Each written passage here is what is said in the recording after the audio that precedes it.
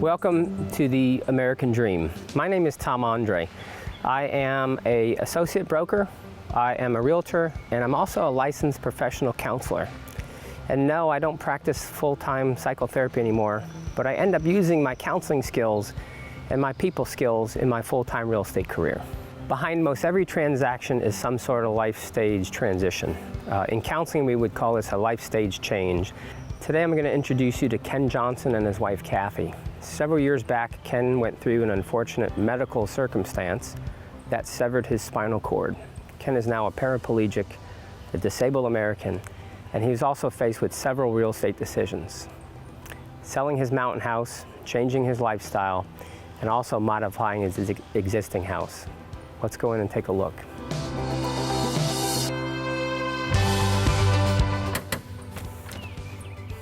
Hey Tom, How are you? Come on in. Will do. So, Ken and Kathy, it's a pleasure to meet you.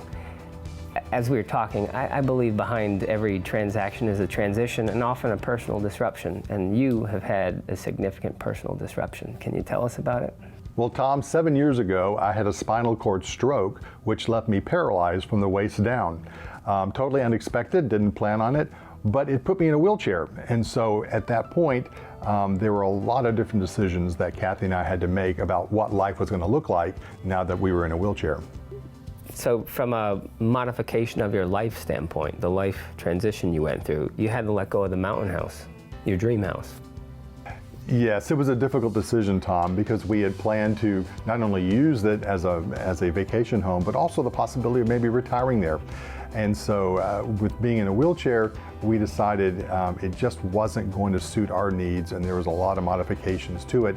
And it was easier to sell that house and put that money into building this house the way we wanted it to be, and we were very happy with the results. I think it was important to us, Tom, that we kept the house, the integrity that we had and what we enjoyed about it, but also made it work for a wheelchair. And so we looked at many different designs, talked to a lot of different people, including some of the therapists at Shepherd Center where I was in rehab, about what to do.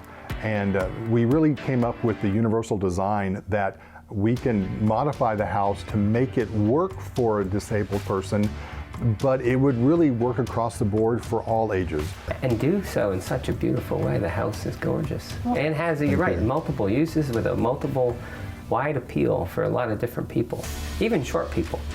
Even short people. Well, I'm not that tall, but I can see you can reach everything from your height. So that's well, and a lot of the decisions that we made about this house came from our physical and occupational therapists that we had at Shepherd Center that actually came out to the house, and one of them was in a wheelchair themselves, and so they were able to try out our house and see just how a wheelchair was going to fit into everything and give us suggestions. And there was a lot of things that we didn't need to change, but yet there were some very simple things like changing hinges on a door or changing an entrance or just moving furniture that would allow for a wheelchair to work very well within the house.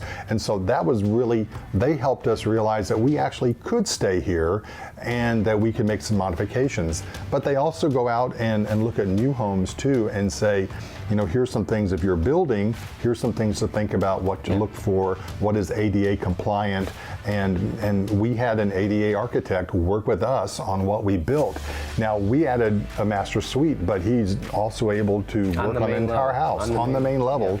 That works perfectly for us, and we had all of our outside lawn landscapers work on how could I get outside and do lawn care and plant flowers and do the things and enjoy it. Yeah, the backyard. And they worked with us on how to do that. So they raised the backyard, they raised all of the living areas, all the patios, so they were level with the house so that I could just wheel right out the door onto the patios. And it gives me a lot of access outside that I didn't have before.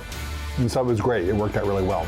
It's very nice, beautiful. So instead of our mountain house being the place where we go relax, we wanted to make our backyard kind of our respite. Your new oasis. And, yeah. Yep. Yeah. So our mountain house is out in the backyard now. Yeah. And it works. It's beautiful, beautiful. I think you guys have done a wonderful job with remodeling this house for your own needs, but I think if you were to ever sell it, there's a wide appeal for this house and a huge market for it. because it appeals to so many different types of buyers. Ken and Kathy, thanks so much for inviting me into your home. It's been a pleasure to Thank meet you. Yeah, Good to have you here. Great to have you here. thank you. Buying or selling a home can be a confusing, frustrating experience. Clients tell me that they want a guide to see them through the stressful transaction with the transition going on in the background. If you're going through this difficult time and you need professional real estate guidance, call me and I can help you.